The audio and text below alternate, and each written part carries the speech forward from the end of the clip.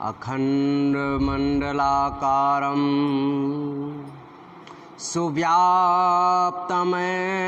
चराचरं सुतत्पदं दर्शितेन तस्मै श्री गुरुवे नमः। वो महाप्रभु जो सभी चर और अचर में समाया हुआ है, कण कण में रवां है, ऐसे महाप्रभु के चरणों में परम संत बाबा जय गुरुदेव जी महाराज के चरणों में कोटान कोटि बार नमन प्रणाम करते हुए यह विनय विनती करते हैं कि हम सभी की जीवात्माओं को इस काल माया के देश से छुड़ा करके अपने निज धाम सतलोक सचखंड ले चलें। साथ ही साथ पूज्य महाराज जी के चरणों में कोटान कोटि बार नमन प्रणाम करते हुए यह विनय विनती करते हैं कि हम सभी की जीवात्माओं पर अपनी दया दुआ बनाए रखें, हम सभी की जीवात्माओं पर अपना मार्गदर्शन देते रहें। बोलिए जय गुरुदेव।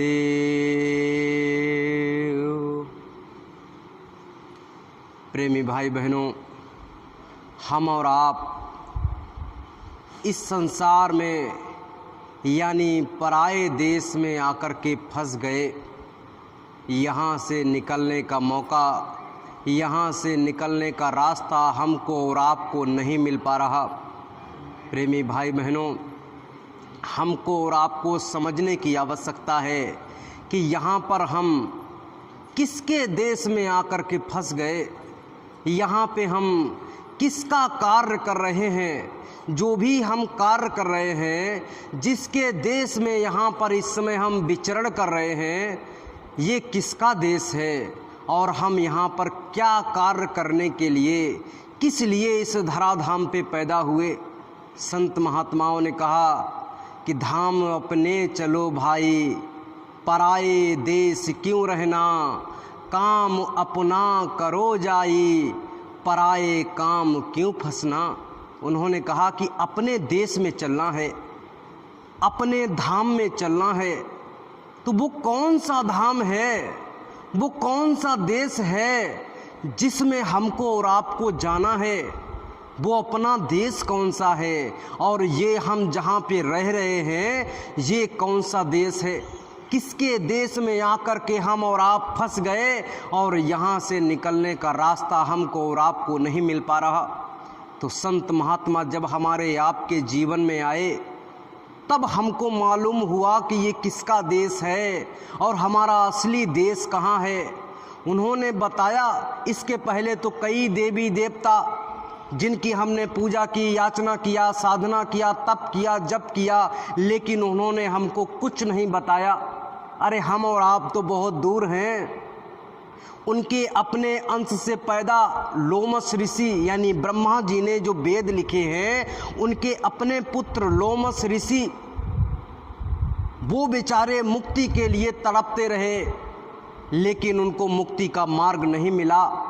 ब्रह्मा जी ने अपने वेद में देख देख के सारी पूजा याचना, जो भी तप जप जो कुछ था सब कुछ करवा डाला, लेकिन बेचारे जो भी करते, गंगा में नहाए तो बेचारों को मछली बना पड़ा, स्वामी नामक पत्ती का पूजा किया तो उसका कीड़ा बनना पड़ा।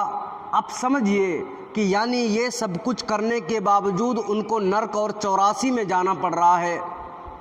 तो कैसे यहाँ से निकला जा सकता है, मुक्ति कैसे प्राप्त की जा सकती है, मोक्ष कैसे प्राप्त किया जा सकता है। क्योंकि मुक्ति और मोक्ष का अर्थ होता है जन्म और मरण से छुटकारा पाना।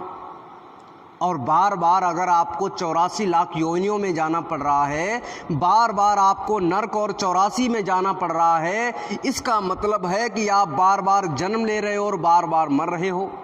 अगर आप बार बार जन्म ले रहे हो, बार बार मर रहे हो, तो इसका मतलब है कि आप जो है मुक्त नहीं हुए हो। आप अभी काल के शिकंजे में हो। काल आपको अपनी उंगली पे नचा रहा है, काल अपने अनुसार अपना काम करवा रहा है। हम और आप इस समय किसका काम कर रहे हैं? काल का काम कर रहे हैं। किसका काम कर रहे हैं? काल का काम कर रहे हैं। काल ने अपना एक खेल बनाया है। जैसे हम लोग फिल्म बनाते हैं ना, नाटक बनाते हैं, उस नाटक में एक विलेन होता है, गद्दार होता है, दूसरी तरफ एक हीरो होता है। उसके परिवार वाले बना देते हैं कि तुम माँ बन जाना, तुम बहन बन जाना, तुम भाई बन जाना, तुम पत्नी बन जाना।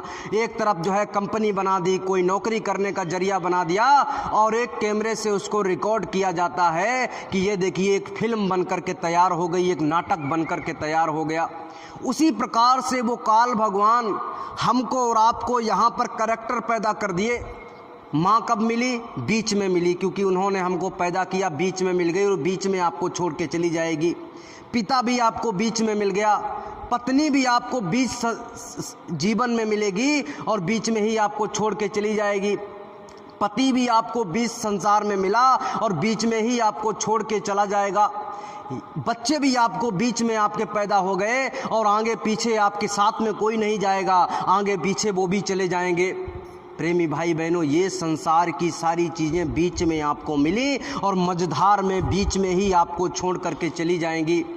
काल भगवान अपना ऊपर से खेल खेल रहा और उसी के खेल में हम और आप फंस गए हैं, निकल नहीं पा रहे। बहुत कोशिशें की लेकिन यहाँ से निकल नहीं पाए। काल भगवान बड़ा खुश हो रहा है कि देखिए ये सभी हमारे जो है इशारे पे चल रहे, हम जैसा इनको घुमा रहे उसी प्रकार से ये घूमते चले जा रहे, लेकिन कोई भी जीव यहाँ से निकलने की कोशिश नहीं कर रहा। सब ये जानते हैं, समझते हैं कि यहीं पे सब कुछ है। ये जो घर द्वार मकान रिश्ते नाते लड़के बच्चे जो कुछ भी आपको इन चरम आँखों से दिखाई दे रहा है, यही हमको सच मालूम पड़ रहा है, बल्कि ये सच है नहीं, ये माया की छाया है। क्या है? माया की छाया है। तो माया क्या है? माया को जानना अति आवश्यक है। जब तक आप माया को नहीं जानोगे तब तक कैसे पता चलेगा कि ये माया की छाया कैसी है। तो माया किसे कहते हैं? इस संसार में बहुत सारे लोगों ने कह दिया कि ये जो स्त्री हैं ये माया है। अरे भाई, अगर वो माया है तो गुरु महाराज ने कहा उनके अंदर भी जीवात्मा है। हाँ, एक प्रारूप है वो, लेकिन उनके अंदर भी जीवात्मा है और वो भी अपने घर सत्यलोक पहुंचना चाहती हैं। उसमें सबसे बड़ा प्रमाण मीराबाई जी का है। वो भी स्त्री होते हुए अपने घर सत्यलोक सचखंड तक पहुंची और उन्होंने वो जो है संत मत को प्राप्त किया। सहजोबाई जी दूसरा नाम आता है, उन्होंने भी जो है उस परम पिता परमात्मा को प्राप्त किया, सत्यलोक सचखंड को प्राप्त किया और अपने घर तक पहुंची। तो फिर माया क्या है? माया को समझना पड़ेगा। गुरु महाराज ने जब जो है बताया तब हम और आप समझ पाए, क्योंकि संत महात्मा जब तक खुल करके किसी बात को नहीं बताते हैं तब तक इस संसार का कोई भी ज्ञान हम और आप नहीं कर सकते, क्योंकि कर्मों का इतना आवरण चढ़ गया है, हमारी बुद्धि जो है मंद पड़ चुकी है, कुछ भी नहीं समझ सकते जब तक वो संत और महात्मा हमको बताएंगे नहीं। तो गुरु महाराज ने हमको और आपको साफ साफ तरीके से बताया कि माया क्या है, जरा इसे समझो। उन्होंने बताया कि इन चरम आँखों से, ये जो आँखें आपके शरीर में दो आँखें लगी हुई हैं, इन चरम आँखों से आपको इस संसार में जो कुछ भी दिखाई दे रहा है, जो कुछ भी दिखाई दे रहा है, चाहे वो कोई सुई की नोक हो या जो है बड़े बड़े पहाड़ हों, चाहे वो रिश्ते हों नाते हों लड़के हों बच्चे हों घर हो द्वार हो मकान हो खेती हो दुकान, मतलब इस संसार में जो कुछ भी आपको इन चरम आँखों से दिखाई दे रहा है वो सभी की सभी माया है। क्या है? वो सब कुछ माया है। और उसी माया की छाया को पकड़ने के लिए, छाया कभी किसी के हाथ में नहीं आती, आप कितना भी जोर लगा लीजिए पूरा जीवन निकल जाएगा, कभी आपके हाथ में नहीं आ सकती। उसी माया की छाया जो कुछ भी हमें इन चरम आँखों से दिखाई दे रहा है ये सभी की सभी माया है। और उसी माया की छाया को पकड़ने के चक्कर में हम और आप रात दिन सुबह शाम दोपहर लगे पड़े हैं कि कैसे भी करके ये पकड़ में आ जाए, लेकिन छाया कभी पकड़ में नहीं आती, वो माया कभी पकड़ में नहीं आती, वो तो आपको केवल छलती है। कबीरदास जी ने कहा है माया तो ठगनी भई, ठग लिया देश विदेश, जा ठगने ठगनी ठगी, ताको ले आदेश। माया तो ठगनी भई, यानी माया क्या है? अब माया को आप समझ गए कि इन चर्म आंखों से हमें इस संसार में जो कुछ भी दिखाई दे रहा है, ये अपना शरीर भी इन चर्म आंखों से हमें जो दिखाई दे रहा है, अपना रंग रूप जो कुछ भी दिखाई दे रहा है, ये भी माया का प्रारूप है, ये भी माया है। एक दिन इसका भी खत्म हो जाना जो है तय है। ये शरीर भी आपके हाथ में आने वाला नहीं, ये भी एक दिन जो है खाक हो जाएगा, खत्म हो जाएगा। और आपकी आत्मा जो इसमें करंट जिसकी वजह से ये शरीर चल रहा, फिर रहा, खा रहा, देख रहा, सुन रहा, ये एक दिन जो है मृत पड़ा रहेगा और इसे शमशान घाट में जला दिया जाएगा या तो गाड़ दिया जाएगा। ये शरीर भी आपका नहीं है, ये भी माया की छाया है। तो उन्होंने कहा माया तो ठगनी भई। कभी कभी आदमी अपने ही आप को देख देख के अपने बहुत सारा समय जो है व्यर्थ कर देते हैं, अपने आप को देख करके। कोई कहता मैं छोटा हूँ, उसी के चक्कर में बेचारा जो है, कोई कहता मैं मोटा हूँ, उसी के चक्कर में बेचारा लगा पड़ा है कि कैसे पतले हो जाएं, कैसे पतले हो जाएं। कोई कहता मैं काला हूँ, तो तरह तरह की क्रीम, तरह तरह की चीज़ें लगा लगा के बेचारा गोरा होना चाह रहा। कोई कह रहा कि जो है मेरे जो है शरीर में कोई और दिक्कत हो गई, तो उसको जो है सजने और संवारने में लगा पड़ा है। यानी ये शरीर भी माया का ही प्रारूप है, ये भी आपको जो है ठग रहा है। तो माया ठग क्या रही है? इस संसार में जो कुछ भी दिखाई दे रहा है, ये सब माया है। तो माया ठगती क्या है, ये समझने की आवश्यकता है। माया तो ठगनी भई, ठग लिया देश विदेश। क्या देश विदेश में क्या ठग लिया? क्या सोना ठग लिया? क्या चांदी ठग लिया? हीरे मोती जवाहरात ठग लिए? या गांधी छाप रुपया ठग लिया? क्या उसने ठग लिया? वो ठगती क्या है? यानी वो जो कुछ भी दिखाई दे रहा वो खुद का प्रारूप है, तो वो ठगेगी क्या? तो संत और महात्माओं ने बताया कि वो ठगती है आपकी अनमोल श्वासों को। किसको ठगती है माया? आपकी अनमोल श्वासों को। जो आपके अंदर में धौकनी के रूप में जो श्वासें चल रही हैं, माया किसको ठग रही है? हमारी अंदर और बाहर जो श्वासें चल रही हैं, इन श्वासों को ठग रही है। और हमको जो ये मनुष्य शरीर मिला हुआ है, इस मनुष्य शरीर की एक अवधि है, गिन कर के हमको और आपको श्वासें दी गई हैं। यही अनमोल धन है हमारे आपके पास में। गिन के श्वासें मिली हैं, लगभग में 96 करोड़ श्वासें मिलती हैं हर इंसान को, लेकिन कर्मों के अनुसार उसको कम और ज़्यादा जो है समाप्त कर दी जाती हैं। आपने किसी को जवानी में मार दिया तो वो आपको जवानी में मार देगा, आपकी उतनी सांसें कट हो गई क्योंकि आपने दूसरे की उसको मार दिया। तो ये क्या है? लगभग में 96 करोड़ हमको और आपको श्वासें दी जाती हैं। ये अनमोल श्वासें हमको और आपको दे दी गई। हमने आपने जीना प्रारंभ कर दिया, इन श्वासों को व्यर्थ करना प्रारंभ कर दिया। अब आप देखिए कि इन श्वासों को हम लगा कहाँ रहे हैं? क्या उस परमात्मा की याद में लगा रहे हैं? जितनी श्वासें आपने 10 मिनट, 15 मिनट, 1 घंटा, 2 घंटा, जो कुछ भी आपने उस परम पिता परमात्मा की याद में उन श्वासों को खर्च किया, वो तो आपकी सार्थक हो गई। और बाद बाकी आपने कुछ भी किया, कोई भी कार्य किया, चाहे वो सोना हो गया, कोई कार्य करना हो गया, कुछ भी किया, ये सारी श्वासें आपकी व्यर्थ चली गई। तो ये क्या कर रही है माया? जो है कभी रिश्ते नातों में, ये बच्चा हमारा है, उसको देख देख के अब उसी के चक्कर में आपने जो है अपनी श्वासें खत्म कर दी। पति के चक्कर में श्वासें खत्म कर दी, पत्नी के चक्कर में श्वासें खत्म कर दी, इस संसार के रिश्ते नाते उनमें श्वासें खत्म कर दी, घर द्वार मकान जमीन जायदाद बनाने में अपनी श्वासें खत्म कर दी, गाड़ी घोड़ा खरीदने में अपनी श्वासें खत्म कर दी। इसमें आपने जो कुछ भी श्वासें खत्म की, ये आपकी व्यर्थ चली गई। इसमें से एक कण भी आपके साथ में जाने वाला नहीं है। आपने लड़ाई झगड़े में श्वासें खत्म कर दी। ये जो कुछ भी हो रहा है, ये काल भगवान ऊपर से देख रहा, कह रहा बड़ा बढ़िया। जैसे फिल्म बनती है, उसमें मार धाड़ भी थोड़ी सी होती है, कहते मार धाड़ नहीं है, फिल्म अच्छी नहीं है, तो उसमें मार धाड़ भी हो गई थी कि हाँ ये तो बहुत अच्छी, इसीलिए घर में लड़ाई झगड़े करवा देता, कहता हाँ ये तो बड़ा अच्छा हो रहा, क्योंकि इसमें थोड़ा सा जो है मसाला मिल गया, थोड़ा सा मार धाड़ भी हो गई। काल भगवान ऊपर से देख देख के बड़े खुश हो रहे, और हमको और आपको लग रहा कि ये सब जो है बड़ा अच्छा हो रहा है। लेकिन ये हमारी आपकी जीव आत्मा के लिए बड़ा गलत हो रहा। हमारी आपकी जीव आत्मा को उस परम पिता परमात्मा को प्राप्त करने के लिए एक मौका मिला था, ये मनुष्य शरीर, लेकिन उसको भी हमने और आपने ऐसे ही जो है फ्री में गंवाए दे रहे। हम दूसरे के देश में आके फंस गए और दूसरे का काम लगातार करते चले जा रहे।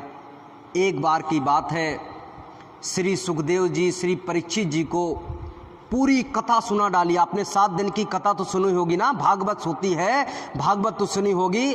भागवत में एक आगे 2 लोग बैठे होते हैं, एक परीक्षित और उनकी पत्नी वहाँ पर बैठा ले जाते हैं। तो वो जो है परीक्षित जी किससे बचने के लिए वहाँ पर कथा सुनने गए थे? मौत से बचने के लिए। किससे बचने के लिए? मौत से बचने के लिए। क्योंकि उन्होंने क्या किया, जैसे ही कलयुग महाराज, जैसे ही द्वापर खत्म हुआ और कलयुग महाराज ने अपना पदार्पण किया, तो कलयुग महाराज ने कहा ऐसे घोड़े पे चढ़ कर के आए। तो परीक्षित ने कहा तुम हमारे ऐसे कैसे हमारे देश में घुस के चले आए? तो कलयुग महाराज ने कहा ऐसा है साहब, द्वापर का समाप्त हो रहा है और मेरा पदार्पण हो रहा है। तो उन्होंने ऐसी जगह जगह जहाँ पर जुआ होता है कि वहाँ पर तुम्हारी जगह, जहाँ पर गलत काम होते हैं वहाँ पर कलयुग की जगह, ऐसी सब जगह उनको गलत जगह दे दी। तो कलयुग महाराज ने कहा ऐसा है परीक्षित महाराज, आपने सब मुझे जगह दे दी, आपकी बात को मैं स्वीकार करता हूँ, लेकिन कुछ अच्छी जगह भी मुझे दे दो। अरे आप इतने बड़े राजा हो, चक्रवर्ती राजा हो, कुछ तो दया दुआ करो। तो उनको दया आ गई और कहाँ पर उनको बास दे दिया? कलयुग महाराज को कहाँ बास दे दिया? सोने में। कहाँ दे दिया? सोने में बास दे दिया। कंचन में तुम्हारा बास है। कनक कनकते सौगुनी माँ दखता दिकाए, ई खाए बौराए जग बो पाए बौराए। कनक कहते हैं, धतूरे को भी कनक कहा जाता है और जो है इस सोने को भी कनक कहा जाता है। अगर आपने धतूरा खा लिया तो भी बौरा जाएंगे, आप पागल हो जाएंगे। अगर आपको सोना मिल गया तब भी बौरा जाएंगे, तब भी आप पागल हो जाएंगे।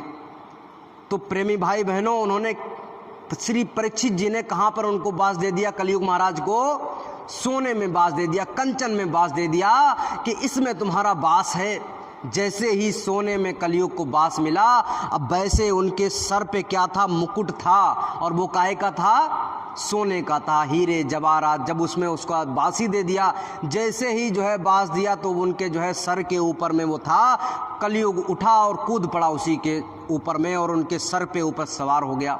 जैसे ही कलयुग महाराज जो है सर के ऊपर परीक्षित जी के सवार हुए, तो उन्होंने क्या किया, आगे ऐसे चले जा रहे थे तो रास्ते में जो है एक सांप पड़ा हुआ था, मरा हुआ, उसको ऐसे उठाया और एक बेचारे महात्मा जी ऐसे साधना कर रहे थे बैठ करके, जैसे हम और आप करते हैं, ऐसे बैठ करके साधना कर रहे थे। तो उन्होंने वही मरा हुआ सांप उनके गले में लपटा दिया।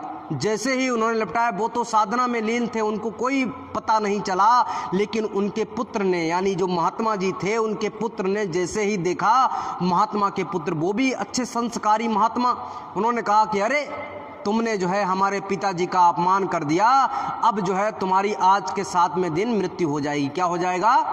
आज के 7वें दिन तुम्हारी मृत्यु हो जाएगी। अब परीक्षित महाराज घबरा गए और उन्होंने किनको बुला लिया?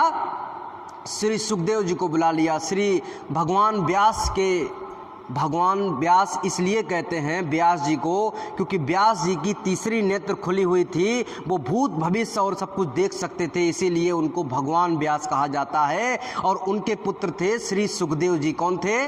श्री सुखदेव जी उनके पुत्र थे। और उनको उन्होंने बुला लिया कि ऐसा है कि 7वें दिन कहा है तक्षक के काटने से आपकी मृत्यु हो जाएगी। तो परीक्षित जी ने कहा मुझे कुछ बता दीजिए, कैसे मैं इससे बच सकता हूँ? तो उन्होंने कहा कि ऐसा है, आपके लिए मैं एक युक्ति निकालता हूँ, मैं भागवत कहता हूँ, क्योंकि भगवान व्यास जी ने जो है भागवत लिखी थी। उस भागवत को जो है किसने पहली बार सुनाया? उनके पुत्र श्री सुखदेव जी ने। अब उन्होंने शुरू कर दिया सुनाना। एक तरफ परीक्षित महाराज बैठे हुए हैं, पूरे 7 दिन हो गए सुनाते सुनाते, लेकिन परीक्षित महाराज के अंदर से डर नहीं निकला, मृत्यु का डर नहीं निकला। उन्होंने तरह तरीके से राम की, कृष्ण की, विष्णु की और दुनिया भर की जितनी कथाएं होती हैं सारी की सारी कथाएं सुना डाली, लेकिन जो है परीक्षित महाराज के अंदर से मरने का डर, मृत्यु का डर नहीं निकला। जब मृत्यु का डर उनके अंदर से नहीं निकला तो प्रेमी भाई बहनों क्या हो गया?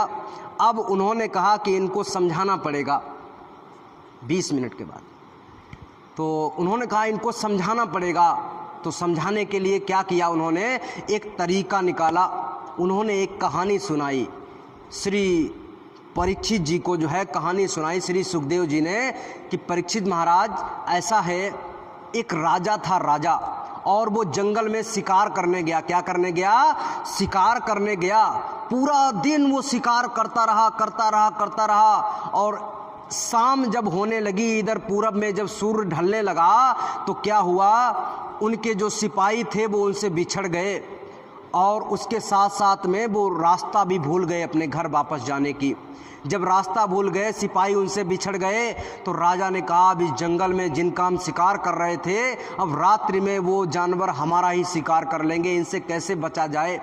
उन्होंने अपने घोड़े को खड़ा किया, एक पेड़ के ऊपर में चढ़ गए, और पेड़ के ऊपर में चढ़ने के बाद में पुंछी पे चढ़ गए, और आसपास देखना प्रारंभ किया कि कहीं पे अगर धुआं और कोई अगर दिए का, आग का अगर कहीं पे कोई संकेत होगा, तो वहाँ पर जो है कोई ना कोई मनुष्य रह रहा होगा, तो वहाँ पर मुझे शरण मिल जाएगी, मैं रात भर वहाँ पर गुजार सकता हूँ, और सुबह अपने राज्य में पुनः वापस चला जाऊँगा सूर्य निकलेगा जब। तो वो जैसे ही उन्होंने चारों तरफ निगाह घुमा करके देखी, तो एक तरफ जो है उनको धुआं उठता हुआ दिखाई दिया, थोड़ी सी आग की लौ दिखाई दी। तो वो समझ गए कि वहाँ पर मुझे लग रहा है कोई ना कोई मनुष्य है, उनको संकेत मिल गया। उसी दिशा में अपने घोड़े को उन्होंने चलाना प्रारंभ कर दिया। कुछ समय के पश्चात जैसे ही इधर सूर्य डूबा, जैसे ही कालिक पड़ना प्रारंभ हुई, तब तक क्या हुआ, वो उस झोपड़ी के पास में पहुँच गए जहाँ पर धुआं निकल रहा था। जैसे ही झोपड़ी के पास में पहुँचे, तो उन्होंने देखा कि एक बहेलिया उसके अंदर में पड़ा हुआ है, एक कोने में। एक तरफ कोने में वो लेटरिन पेशाब करता है, और एक तरफ कोने में उसका जो है सड़ा गला मांस रखा हुआ है जिसको वो खाता है। एक तरफ कोना उसका, 4 कोने होते हैं झोपड़ी में, तो एक तरफ कोना जो है केवल खाली पड़ा हुआ था। अब राजा ने जैसे ही उसमें अंदर प्रवेश करना चाहा, वैसे ही उसमें अंदर इतनी स्मेल आ रही थी, इतनी बदबू आ रही थी कि उसके बर्दाश्त के बाहर हो गई। वो वैसे बाहर खड़ा हो गया, लेकिन उसने जब पीछे की तरफ देखा, तो पीछे जो है जानवरों की उसको गुर्राहट और जानवरों का भय जो है जब उसको आया, तो उसने कहा कोई बात नहीं, इस बदबूदार में मैं रहना स्वीकार करता हूँ, क्योंकि यहाँ पर हम फंस जाएंगे, यहाँ मर जाएंगे, उससे बढ़िया है कि रात भर इस बदबू में रह लें, कोई बात नहीं है।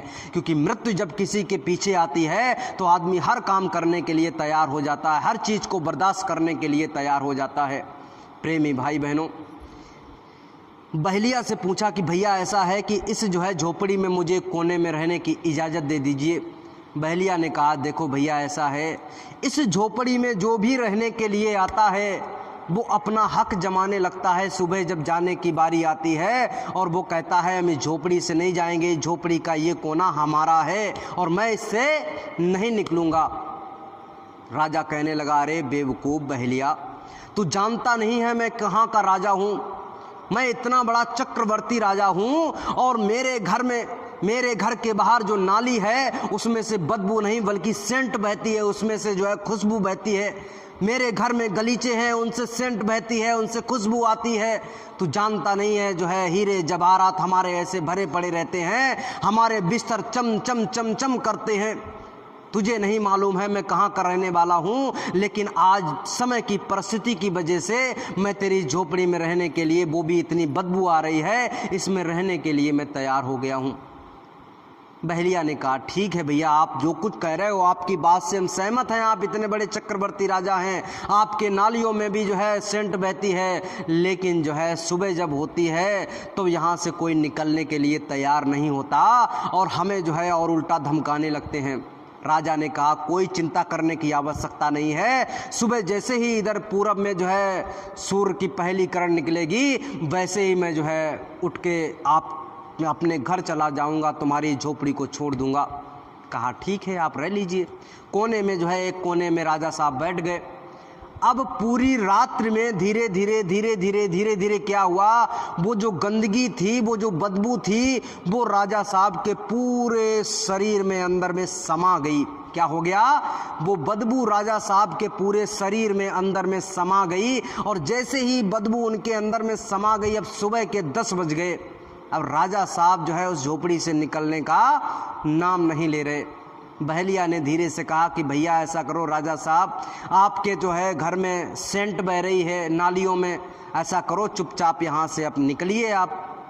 कहने गए निकलेंगे, ठीक है। बहेलिया चुप हो गया। अब 12 बज गया। अब 12 बज गया तो बहेलिया ने कहा भैया अब तो निकलो, अब तो रात दिन के 12 बज गए। कहने लगा कैसी बात कर रहे हो, ये कुन्ना हमारा है। अब शाम को वो कह रहा था कि मैं चुपचाप चला जाऊंगा, अब सुबह कह रहा है कि ये कुन्ना हमारा है, ये घर हमारा है, झोपड़ी पे आधा चौथाई हिस्सा हमारा है और मैं इससे निकलने वाला नहीं हूं। क्यों? क्योंकि राजा अब ये सोचने लगा है ये बदबू, ये जो यहाँ पर है, ये बदबू अगर हमारे से दूर हो जाएगी तो मैं मर जाऊंगा। क्या हो जाएगा? मैं मर जाऊंगा। अब समझिएगा कि वो जो बदबू है वो उसके अंदर में ऐसी समा गई कि अब राजा ये सोचने लगा है कि ये बदबू अगर छूट गई तो मैं मर जाऊंगा। तो वही दशा जो है हमारी और आपकी हो गई। क्या हो गई कि ये संसार में, गुरु महाराज ने कहा, इस संसार में जो कुछ भी आपको दिखाई दे रहा है ये सब कूड़े और कचड़े के समान है और इसमें सब में से बदबू आ रही है। और हम लोग क्या सोच रहे हैं कि ये चीज़ें, ये जो हमें अपनी आंखों से दिखाई दे रही हैं, ये अगर हमारे हाथ से छूट गई, हम इनसे दूर हो गए तो हम मर जाएंगे। और वही तो नहीं कर पा रहे। अगर इनसे थोड़ी सी दूरी बन जाए तो उस परम पिता परमात्मा से नज़दीकी बन जाए, उस परम पिता परमात्मा के पास में पहुंच जाएं। लेकिन हम और आप क्या हो गया, उस गंदगी से नज़दीकी बनाए हुए हैं और उस परम पिता परमात्मा से दूरी बनाए हुए हैं, जहाँ पे जो है अमृत बहता है, जहाँ से जो है खुशबू बहती है। गुरु महाराज ने कहा ऊपर ऐसे ऐसे पेड़ पौधे हैं, उनकी अगर एक पत्ती अगर इस मृत्युलोक में गिर जाए तो पूरा मृत्युलोक महक जाएगा। ऐसे ऐसे वहाँ पर पुष्पों के जो है कतार लगी हुई है, पेड़ पेड़ ही पेड़ हैं। ऐसी जगह हम नहीं जाना चाहते। गुरु महाराज ने कहा यहाँ पर हर एक चीज़ को अगर आप कितनी सी अच्छी से अच्छी चीज़ बनाइए, पेड़ा बर्फी, आप कैसी भी मिठाई, कितनी भी स्वादिष्ट चीज़ बना लीजिए और कुछ दिनों के बाद में उसे रखे रहिए तो उसमें से बदबू आना प्रारंभ हो जाएगी। लेकिन ऊपर में जो अमृत है उसमें से कोई बदबू नहीं आती। उसका एक बूंद भी अगर आपको मिल गया तो आप जो है यहाँ का सब कुछ छोड़ दोगे। अब उसको जो है छोड़ रहे, लेकिन यहाँ की चीज़ों को पकड़ने के लिए हम और आप तैयार हैं, यहाँ से निकलना नहीं चाहते। प्रेमी भाई बहनों, जब उन्होंने जो है श्री सुखदेव जी ने इस प्रकार की बातें श्री परीक्षित जी को बताई तो परीक्षित जी कहने लगे वो कौन सा बेवकूफ़ राजा था जो उस गंदगी को समेटे हुए था, उस गंदगी को छोड़ना नहीं चाह रहा था और उस जो है महक को, उस अमृत को जो है पकड़ना नहीं चाह रहा था, अपने घर वापस नहीं जाना चाह रहा था। कौन सा वो बेवकूफ़ राजा था? तो श्री सुखदेव जी ने इशारा करते हुए बताया कि वो बेवकूफ़ राजा आप स्वयं हैं। हे परीक्षित जी, वो बेवकूफ़ राजा आप स्वयं हैं। क्योंकि यहाँ पर जब आपको पता हो गया है कि सारी चीज़ें बदबूदार हैं, सारी चीज़ों में क्या बह रहा है, गंदगी बह रही है, तो आप उन्हीं चीज़ों को पकड़ने की बार बार कोशिश कर रहे हैं। आप सोच रहे हैं ये राज्य छूट जाएगा, ये परिवार छूट जाएगा, ये सुख संपत्ति छूट जाएगी और उसी के लिए आप मरना नहीं चाह रहे। आप कथा सुन रहे हैं कि कैसे भी करके उस तक्षक के जो है अश्राप से बच जाएं, जो उनके जो है लड़के ने दिया, महात्मा जी के लड़के ने दिया, और उसके अश्राप से बच जाएं तो हम क्या हो जाएंगे, अमर हो जाएंगे, हमको कोई मारने वाला नहीं होगा। लेकिन यहाँ पर जो कोई भी आया है वो यहाँ से जो है मर कर के गया है, कोई भी यहाँ पर अमर होकर के नहीं आया। इसीलिए इसका नाम है मृत्यु लोक। क्या नाम है इसका? मृत्यु लोक। इसीलिए कहा गया है कि ये जो है यहाँ पर इस धराधाम में जो कोई भी पैदा हुआ वो यहाँ से मर कर के गया। प्रेमी भाई बहनों, संत और महात्माओं की बातों को समझना है, उनकी बातों पे चलना है, उनकी बातों को अपने आप में उतारना है। जब उन्होंने बता दिया कि आप जो है काल भगवान का खेल खेल रहे हो, काल भगवान का जो काम है उनका काम कर रहे हो, आप यहाँ से निकल नहीं पा रहे। किस प्रकार से आप निकलेंगे, आपको युक्ति नहीं मिल पा रही। अगर कोई युक्ति आपको बता रहा है, कोई आपको मार्ग बता रहा है कि यहाँ से आप निकल जाइए, तो आप निकलने के लिए तैयार नहीं। आप उनकी बातों पे विश्वास करने के लिए तैयार नहीं। अगर कोई बताता है कि आप जो है महात्माओं की बातों पे विश्वास कर लीजिए, महात्माओं की बातों पे विश्वास करके उस पे चलना प्रारंभ कर दीजिए, तो हम लोग क्या अपने मन में सोचना प्रारंभ कर देते हैं, क्योंकि सोच कौन रहा है। उन गुरु महाराज ने कहा अपनी सूरत को जगाना है। क्या करना है? अपनी आत्मा को जगाना है। अभी तो हमारी आत्मा सोई पड़ी है, अभी तो वो जाग नहीं रही है, लेकिन इसको जगाना है। तो सोच कौन रहा है? अभी तो आत्मा हमारी सब सोई पड़ी है, तो सोच कौन रहा है? मन सोच रहा है। कौन सोच रहा है? विचार हमारे अंदर में कौन ला रहा है? मन ला रहा है। मन क्या कह रहा है कि अभी छोड़ो, रुको, कोई बात नहीं है, अभी तो लड़कपन है, अभी थोड़ा सा बड़े हो जाएंगे तो नाम दान ले लेंगे, सुमिरन ध्यान भजन करेंगे। जैसे ही थोड़े से बड़े हुए, अरे अभी तो शादी की उम्र है, पहले शादी कर लेते हैं, फिर इसके बाद फिर कहते हैं लड़के बच्चे कर लें, फिर कहते हैं इनकी पढ़ाई लिखाई करवा दें, फिर कहते हैं जो है इनको जो है इनकी भी शादी कर दें। और फिर भी अगर कोई कहता है कि अब भी थोड़ा सा सुमिरन ध्यान भजन कर लीजिए, अरे कोई बात नहीं, रात का अगर जो है दिन का भूला हुआ रात में आ जाए घर पे तो उसे भूला नहीं कहते। अभी थोड़ी सी साल 2 साल 6 महीने जो कुछ आपकी उम्र बची हुई है, इसी उम्र में उस परम पिता परमात्मा का आप सुमिरन ध्यान भजन कर लीजिए। तो कहते हैं अब जो है नहीं होता। क्यों? अब क्या जो है हमारी परियां काम बोल गई हैं। अब जैसे ही हम ऐसे करके बैठते हैं तो हमारी दर्द करने लगती हैं, कमर दर्द करने लगती है। अब आपका शरीर का एक एक अंग बोल गया, अब वो आपका साथ देने के लिए तैयार नहीं। इसीलिए तो कहा गया कर ले निज काज जवानी में, इस 2 दिन की जिंदगानी में मेहमान जवानी जाती है फिर लौट कभी ना आती है। क्यों ढूंढे पत्थर पानी में? हम लोग जगह जगह जाते हैं, तीर्थ करते हैं, यात्रा करते हैं, पत्थर में, पानी में, इन सभी चीज़ों में ढूंढते हैं कि वो परमपिता परमात्मा मिल जाएगा। लेकिन जीता जागता ये मनुष्य शरीर, ये मनुष्य मंदिर, इसी में वो परमात्मा बैठा हुआ है। उसके दर्शन करने के लिए हम और आप तैयार नहीं हैं। हमको और आपको लग रहा कि बाहर कहीं पे परमात्मा होगा और वो जब मिल जाएगा तो उसके दर्शन कर लेंगे। अरे प्रेमी भाई बहनों, ये आंखें, ये चर्म आंखें हैं, इनसे केवल माया युक्त चीज़ों को देखा जा सकता है। जो माया का प्रारूप होंगी उन्हीं चीज़ों को इन चर्म आंखों से देखा जा सकता है। लेकिन वो परम पिता परमात्मा माया से रहित है, माया से दूर है, तो उसको इन चर्म आंखों से आप देख नहीं सकते, तो बाहर कैसे मिल जाएगा? जरा सोचने की आवश्यकता है। आपके पास में बुद्धि है, जरा सोचिए। जब ये आंखें जो है आपको जो कुछ भी देखेंगी वो माया युक्त चीज़ों को देखेंगी, माया का प्रारूप देखेंगी, तो उनको जो है हमारी इन चर्म आंखों से कैसे देखा जा सकता है? इसीलिए गुरु महाराज ने बताया कि इन दोनों आंखों को बंद कर लीजिए। जो आपको ये जो माया युक्त आंखें, चर्म आंखें मिली हैं, इनको बंद कर लीजिए। और जब आप बंद करोगे तो इस मनुष्य मंदिर के अंदर में इस जीवात्मा के पास में एक कान है, एक नाक है, एक आंख है। इस आंख से उस परम पिता परमात्मा को देखने की कोशिश कीजिए। इसके ऊपर जो कर्मों का आवरण चढ़ा हुआ है, धीरे धीरे धीरे धीरे धीरे धीरे वो कटता चला जाएगा और उस परम पिता परमात्मा की झलक, उस परम पिता परमात्मा का दर्शन आपको होगा। और जब उस परम पिता परमात्मा की झलक, उसका दर्शन आपको होगा, तब आपको सच्चाई का पता चलेगा कि परमात्मा कैसा होता है। उस परमात्मा के दर्शन करने से कितना आनंद आता है। उस परमात्मा के जब दर्शन करते हैं, उसकी आवाज़ को सुनते हैं, तो कितने अंदर में जैसे घुंघरू बज रहे हों, जैसे आपको वो परम पिता परमात्मा अपनी तरफ चुंबक की तरीके से खींचना प्रारंभ कर देता है। ये जो आप गाना सुनते हो, भजन सुनते हो, म्यूजिक सुनते हो, ढोल ताशे, ये जो कुछ भी आप सुन रहे हो, इसमें आपको आनंद आता है। जब भी बजता, आह क्या बात है, क्या भजन है, क्या म्यूजिक है, क्या ढोलक बजा रहा है, क्या मजीरा बजा रहा है, यहाँ पर घंटा शंख जो कुछ आप सुनते हो, वाह वाह क्या बात है, क्या बज रहा है। ये इन कानों से आपको सुन करके मजा आता है। लेकिन जो है अगर वो ऊपर से जो ध्वनि आ रही है, ऊपर से वो परम पिता परमात्मा जो आवाज़ दे रहा है, वो अगर हमको और आपको सुनने को मिल जाए तो उसका आनंद का वर्णन नहीं कर सकते। और उसी लिए तो हमको और आपको रास्ता बता दिया, लेकिन उस रास्ते पे चलना पड़ेगा। उस रास्ते पे चल कर के कदम दर कदम उस मंजिल के पास में जाना पड़ेगा, तब हमको और आपको फायदा होगा। अब हमको और आपको चाहिए कि काल मत के जो भी कार्य हैं उनसे थोड़ा बच कर के रहना है।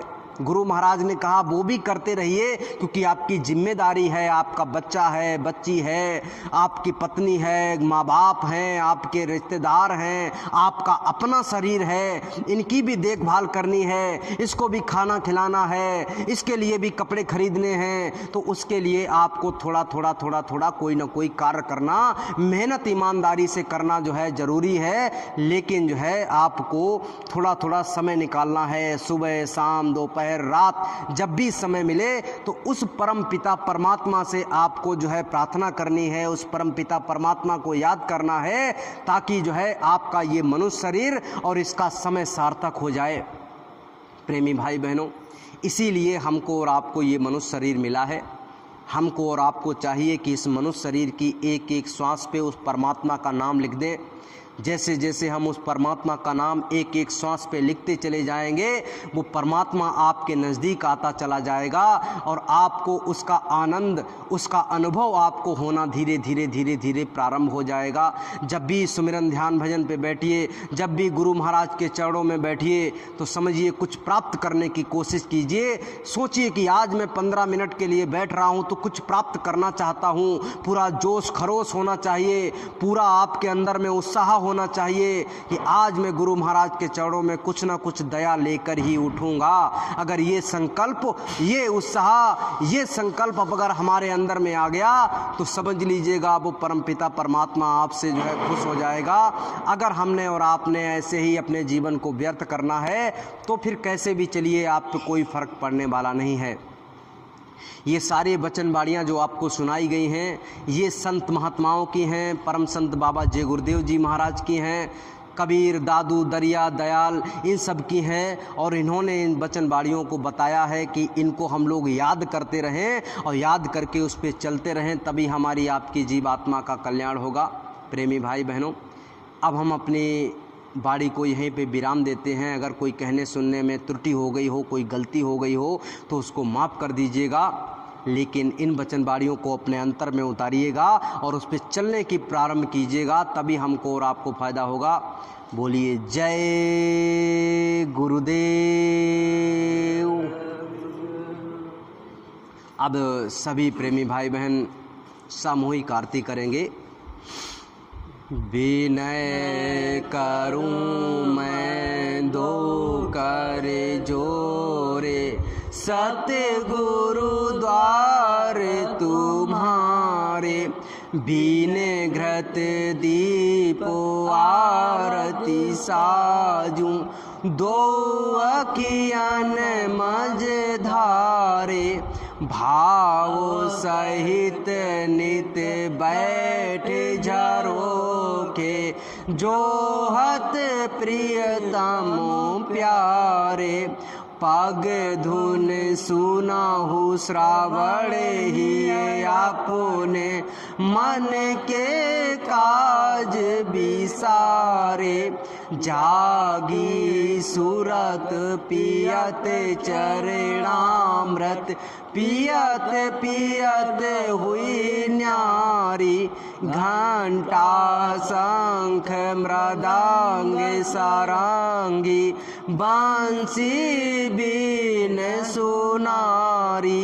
जय गुरुदेव जी की आरती करते, गावत जय जयकारे, विनय करूं मैं दो कर जोरे, सतगुरु द्वारे तुम्हारे, मालिक द्वारे तुम्हारे, दाता द्वारे तुम्हारे, समर्थ द्वारे तुम्हारे। जय गुरुदेव। बाबा जी का कहना है शाकाहारी रहना है। बाबा जी की अर्जी है आगे आपकी मर्जी है। तन मन करता कौन खराब अंडा मछली मांस शराब क्या खाने से होगी भलाई साग सब्जी दूध मलाई बाबा जी तो बचा रहे हैं शाकाहारी बना रहे हैं। बचना और बचाना है शाकाहार अपनाना है। हजूर महाराज का कहना हाथ जोड़ कर बिना हमारे हो जाएं सब शाकाहारी। सभी प्रेमी भाई बहन स्वामी जी के चरणों में अपना माथा टेकेंगे, अपने अपने गुनाहों का मालिक से माफ करा लेंगे।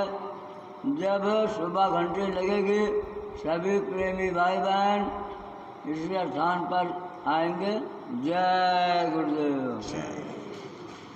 देखिए त्यागी बाबा जी के दांत लग गए हैं नए, तो अब जो है त्यागी बाबा की उम्र बढ़ गई है, आराम से खाना पीना खाएंगे। अब तो चने वने भी चबा लेते हैं। हाँ दांत लग गए, तो सभी दया दुआ कीजिए कि त्यागी बाबा हमारे दिन दूनी रात चौगनी बढ़ते रहें। जय गुरुदेव। जय गुरुदेव। अब तो जवान हो गए हैं।